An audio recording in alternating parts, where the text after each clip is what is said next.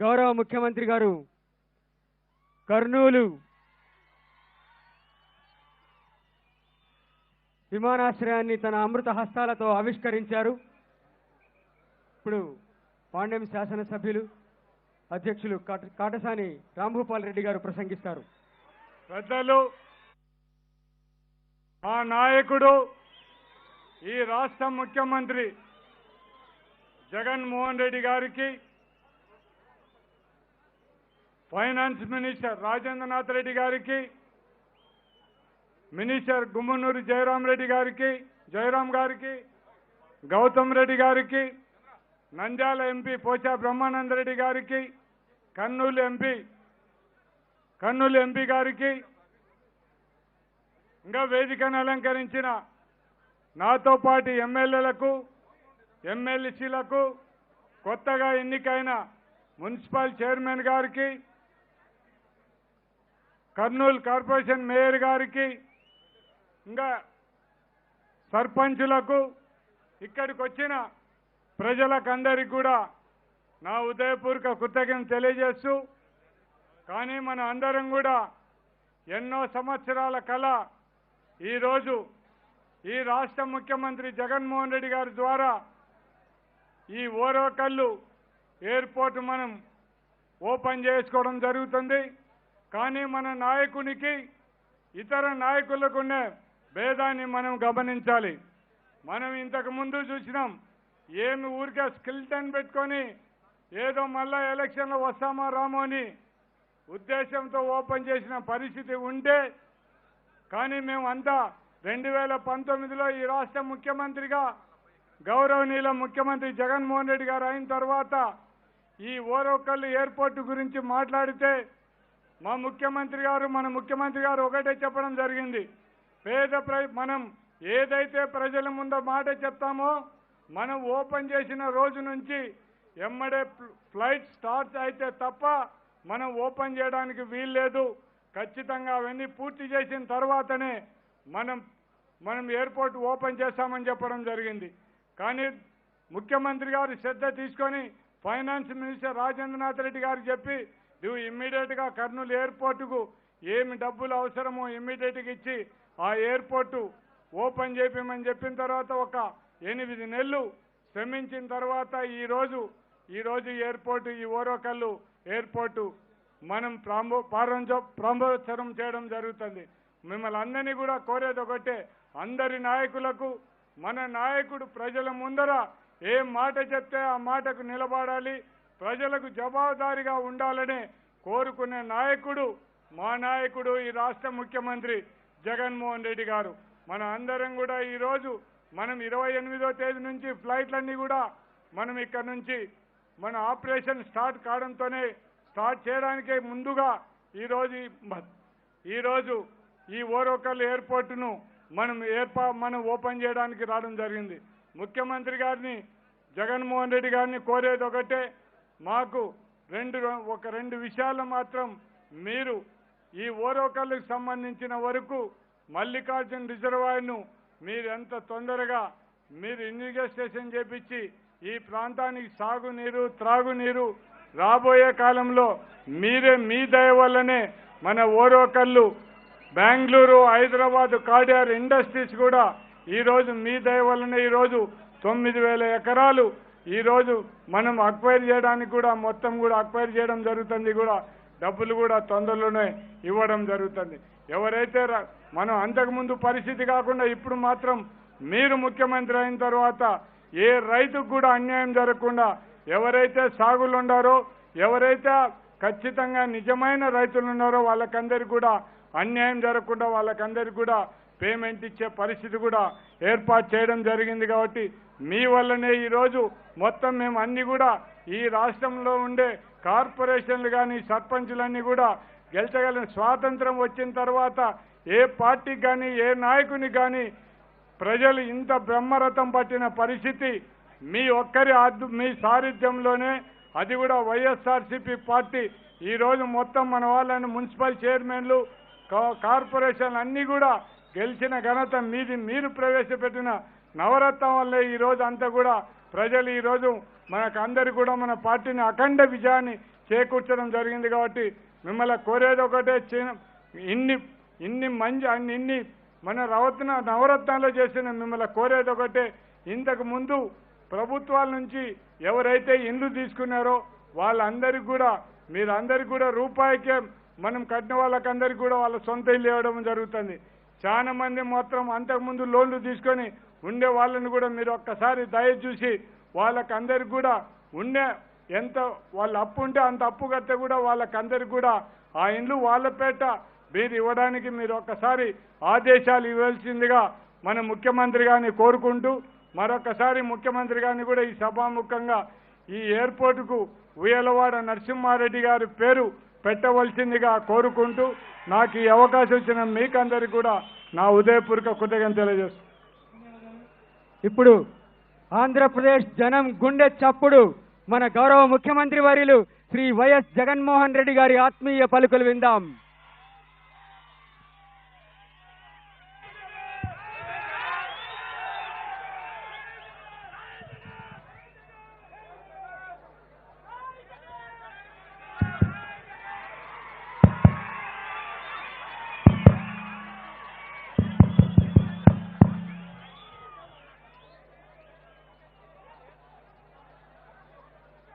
కర్నూలు చరిత్రలో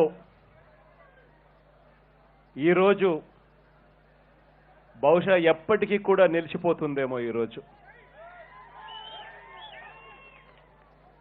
కారణం ఏంటంటే, ప్రయాణం అంటేనే ఇంతవరకు కర్నూలు నుంచి ప్రయాణం అంటే ఇంతవరకు ఆ ప్రయాణం రోడ్డు మార్గంలో అన్నా లేదా రైలు మార్గంలోనే ప్రయాణం ఇంతవరకు అందుబాటులో ఉండే ఇదే కర్నూలు జిల్లాలో ఇక మీదటి నుంచి విమాన ప్రయాణం కూడా జరగబోతా ఉంది. కాబట్టి ఈరోజు కర్నూలు జిల్లా ఎప్పటికీ కూడా గుర్తుపెట్టుకుంటుంది. ఈ నెల 28వ తారీఖు నుంచి ఇదే ఓర్వకల్లు ఎయిర్పోర్ట్లో విమానాల రాకపోకలు కూడా మొదలవుతాయి. ప్రారంభంలో బెంగళూరు, చెన్నై, విశాఖపట్నం నగరాలకు ఈ సర్వీసులన్నీ కూడా నడిపిస్తారు. ఒకేసారి 4 విమానాలు పార్క్ చేసుకునే వీలు కూడా ఇక్కడ ఎయిర్పోర్ట్లో సౌకర్యం కూడా అందుబాటులోకి తీసుకురావడం జరిగింది. ఇప్పటి వరకు రాష్ట్రంలో 5 విమానాశ్రయాలు ఉంటే ఇది 6వ విమానాశ్రయం కాబోతా ఉంది. తిరుపతిలో అయితేనేమి, కడపలో అయితేనేమి, ఇప్పుడు కర్నూలులో అయితేనేమి, విజయవాడ అయితేనేమి, రాజమండ్రి అయితేనేమి, ఆ తర్వాత విశాఖపట్నం అయితేనేమి, ఈ ఎయిర్పోర్ట్తో 6వ విమానాశ్రయం ప్రారంభం కాబోతా ఉంది. ఈ ఓరోకల్ ఎయిర్పోర్టు మనందరం నిర్మించుకోబోతా ఉన్న న్యాయ రాజధాని రాష్ట్రంలో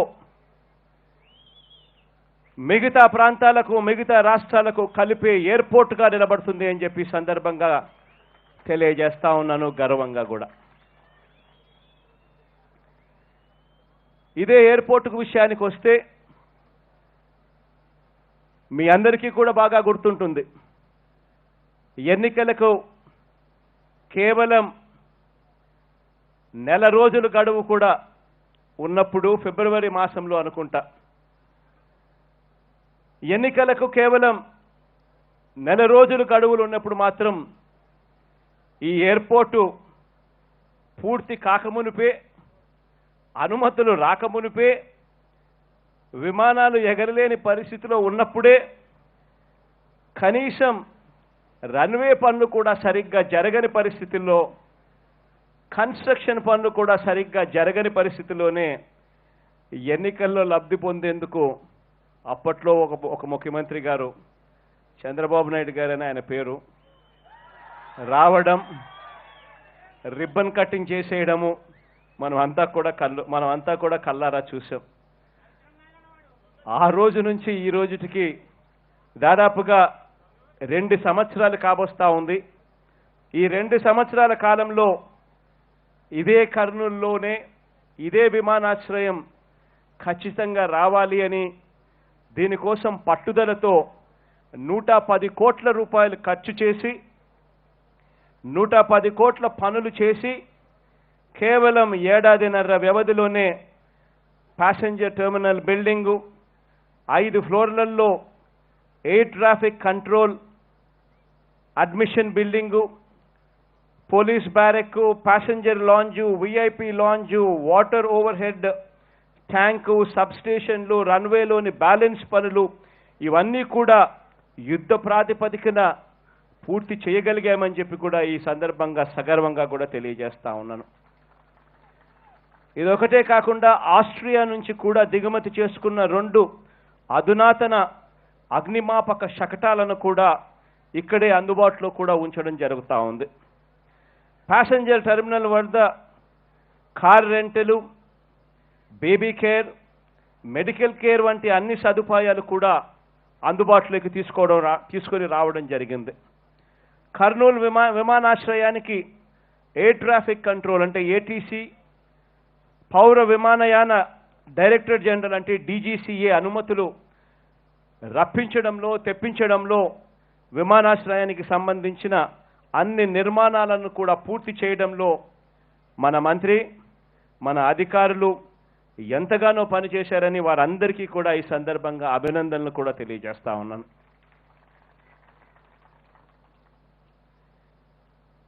ఇవాళ నా ప్రసంగం ముగించే ముందు ఒక్క విషయం మాత్రం ఖచ్చితంగా చెప్పాల్సిన అవసరం ఉంది. మన దేశానికి 1947లో స్వాతంత్రం వచ్చింది. భారత జాతీయ కాంగ్రెస్ 1885లోనే పుట్టింది. 1915లో గాంధీ గారు మళ్ళీ మన దేశానికి తిరిగి వచ్చారు. 1917లో మొట్టమొదటిగా సత్యాగ్రహం చంపావరంలో బీహార్లో జరిగింది. అయితే వీటినన్నిటికంటే ముందు ఈ గడ్డ మీద ఈ కర్నూలు గడ్డ మీద స్వాతంత్రానికి 100 సంవత్సరాల ముందే మొదటి స్వాతంత్ర పోరాటం అని చెప్పి చరిత్రకారులు చెప్పిన 1857లో జరిగిన సిపాయి తిరుగుబాటు కన్నా ముందే 1847లోనే రైతుల పక్షాన పరాయి పాలకుల గుండెల్లో నిద్రపోయిన ఒక మహా స్వాతంత్ర యోధుడు ఈ గడ్డ నుంచే వచ్చాడు. ఉయ్యాలవాడ నరసింహారెడ్డి.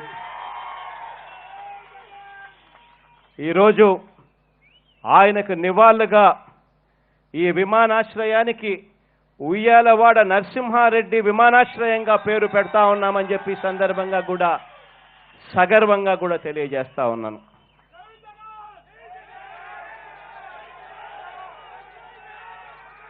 దేవుడి దీవెనలు మీ అందరి చల్లని ఆశీస్సులతో మనందరి ప్రభుత్వం చేస్తా ఉన్న మంచి పనులకు ఇటీవలే పంచాయతీలో ఎన్నికలు కానీ మున్సిపల్ ఎన్నికలు కానీ కార్పొరేషన్ ఎన్నికల్లో కానీ మీ అందరి హృదయాల నుంచి మద్దతుగా నిలిచారు, మద్దతు పలికారు. మీకోసం మరింతగా పని చేస్తానని ప్రతి ఒక్క అక్క చెల్లెమ్మకు, ప్రతి ఒక్క సోదరుడికి, ప్రతి ఒక్క స్నేహితునికి నిండు మనస్సుతో తెలియజేస్తూ మీ అందరి ఆప్యాయతలకు శిరస్సు వంచి నమస్కరిస్తూ సెలవు తీసుకుంటా ఉన్నాను.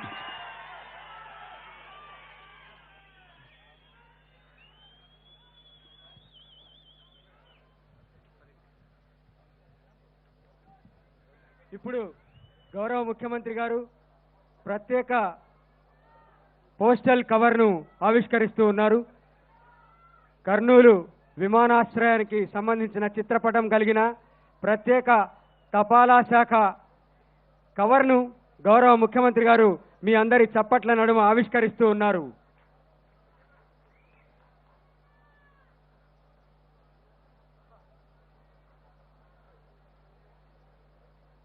కర్నూలు విమానాశ్రయ చిత్రపటం కలిగినటువంటి ప్రత్యేక తపాలా కవర్ను గౌరవ ముఖ్యమంత్రి గారు అదిగో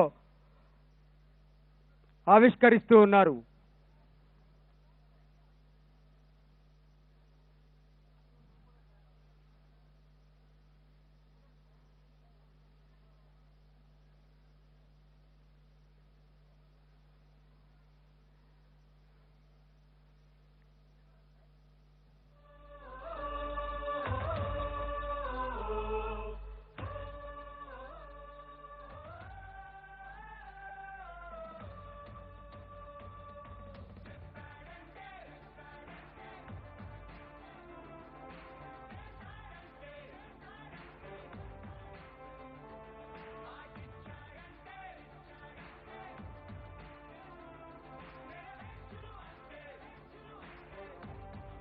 గట్టిగా చప్పట్లతో అభినందిద్దాం.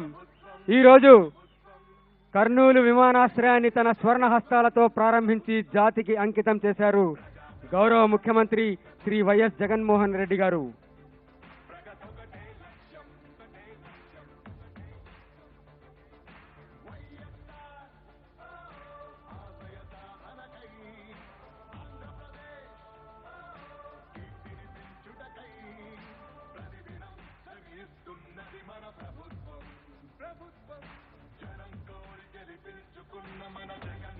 ధన్యవాదాలు.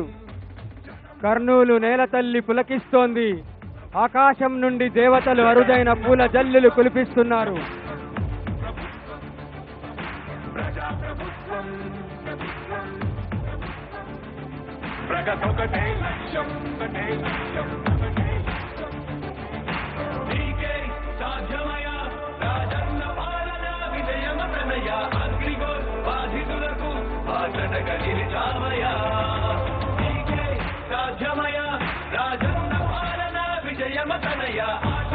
కార్మికులకు దైవంగా మారావయ్యా.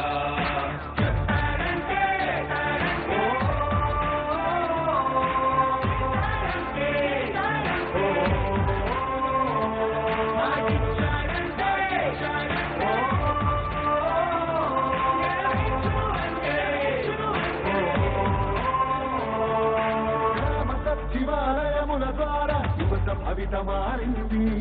రైతు భరోసా పథకంతో ప్రతి రైతు మనసు మురిసింది. పంటలకు పెంచిన పెన్షన్ ఆసరాగా నిలిచింది. కిడ్నీ వ్యాధి బాధితులకు 10,000 ఊరటిచ్చింది. ఆటో కార్మిక సోదరులకు ప్రతి ఏటా 10,000. హోంగార్డుల వేతనాలు పెరిగాయి 21,000. ఆశా వర్కర్ల ఆశలకు ఓ ధైర్యమిచ్చే ప్రభుత్వం. పారిశుద్ధ్య కార్మికుల గుండెల్లో నిలిచిపోయే మన జగన్ ప్రభుత్వం. జగన్ ప్రభుత్వం, ప్రభుత్వం, ప్రభుత్వం, జగనన్న ప్రభుత్వం, ప్రభుత్వం, ప్రభుత్వం, ప్రజా ప్రభుత్వం, ప్రభుత్వం, ప్రభుత్వం. ప్రగతొకటే లక్ష్యం, ఒకటే లక్ష్యం, ఒకటే లక్ష్యం. 75% స్థానికులకి ఉద్యోగ అవకాశం. నాడు నేడు మనబడి భావితరాలకు బంగారు పథకం. అధికార యంత్రాంగం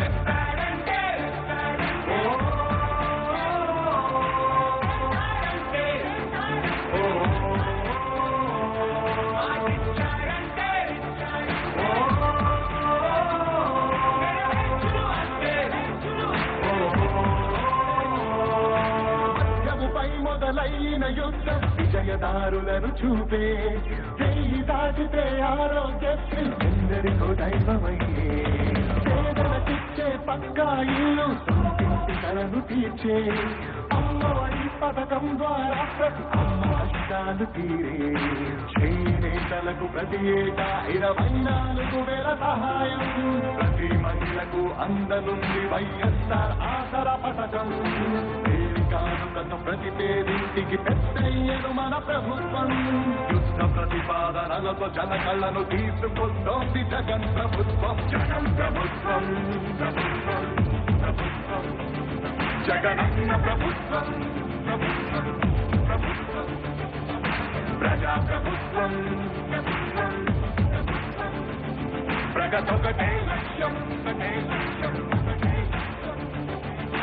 మళ్ళీ పేద విద్యార్థులకు ఫీజు రియంబర్స్మెంట్ అంట 108-104 ప్రతి మండలానికొకటంట నామినేటెడ్ పోస్టుల్లో 50% రిజర్వేషన్లు ఎస్సీ బీసీ మైనారిటీల అభ్యున్నతి కంట వైఎస్ఆర్ బీమా పథకం 0 వడ్డీకే రుణాల విప్లవ ప్రభుత్వ ఉద్యోగుల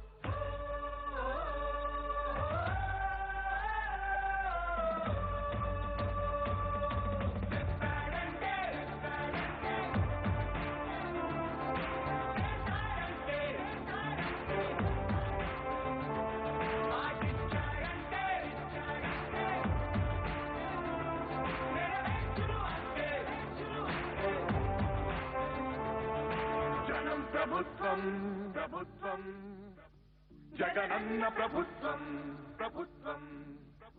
ప్రజాప్రభుత్వం ప్రగతొకటే లక్ష్యం వైఎస్ఆర్ ఆశయ సాధనకై ఆంధ్రప్రదేశ్ కీర్తిని పెంచుటకై ప్రతిదినం శ్రమిస్తున్నది మన ప్రభుత్వం జనం కోరి గెలిపించుకున్న మన జగన్ నాయకత్వం జనం ప్రభుత్వం జగనన్న ప్రభుత్వం ప్రజాప్రభుత్వం ప్రగతొకటే లక్ష్యం నీకే సాధ్యమయ రాజన్న పాలన విజయమ ప్రణయ అగ్రిగోల్ బాధితులకు భాషటగా నిలిచామయా నీకే సాధ్యమయ రాజన్న పాలన విజయమ ప్రణయ ఆర్టీసీ కార్మికులకు దైవంగా మారావయా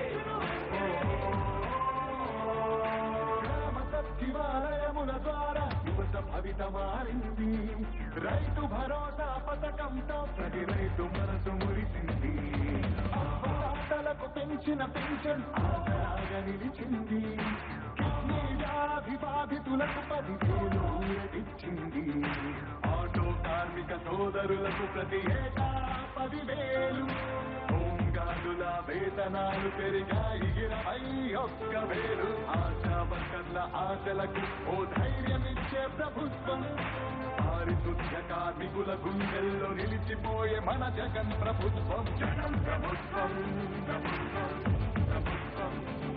జగనన్న ప్రభుత్వం ప్రజాప్రభుత్వం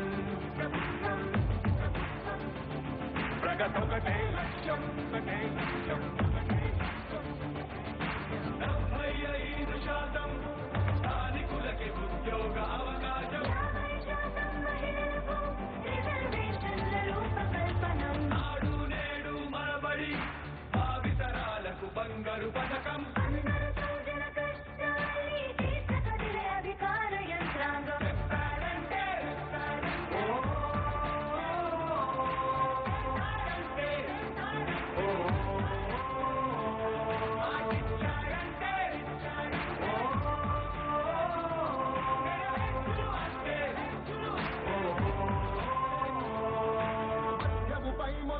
కఠిన యుద్ధం విజయదారులను చూపే చెయ్యి దాటితే ఆరోగ్యశ్రీ ఎందరికో దైవమయ్యే పేదలకిచ్చే పక్కా ఇల్లు సొంతింటి కలను తీర్చే అమ్మఒడి పథకం ద్వారా ప్రతి అమ్మ కష్టాలు తీరే చేనేతలకు ప్రతి ఏటా 24,000 సహాయం ప్రతి మహిళకు అందనుంది వైఎస్ఆర్ ఆసరా పథకం కానుకను ప్రతి పేదింటికి పెద్దయ్యను మన ప్రభుత్వం యుద్ధ ప్రతిపాదనలతో జన కళ్ళను తీసుకొస్తోంది జగన్ ప్రభుత్వం జగన్ ప్రభుత్వం ప్రభుత్వం ప్రభుత్వం జగనన్న ప్రభుత్వం ప్రభుత్వం ప్రభుత్వం ప్రజా ప్రభుత్వం ప్రభుత్వం ప్రగతొకటే లక్ష్యం ఒకటే లక్ష్యం ఒకటే లక్ష్యం మళ్ళీ పేద విద్యార్థులకు ఫీజు రియంబర్స్మెంట్ అంట 108,104 ప్రతి మండలానికి ఒకటంట నామినేటెడ్ పోస్టుల్లో 50% రిజర్వేషన్లు ఎస్సీ ఎస్టీ బీసీ మైనారిటీల అభ్యున్నతి కంట వైఎస్ఆర్ బీమా పథకం 0 వడ్డీకే రుణాల విప్లవ ప్రభుత్వ ఉద్యోగుల సంక్షేమం కాంట్రాక్టు ఉద్యోగుల భవితవ్యం దళిత కార్పొరేషన్లకు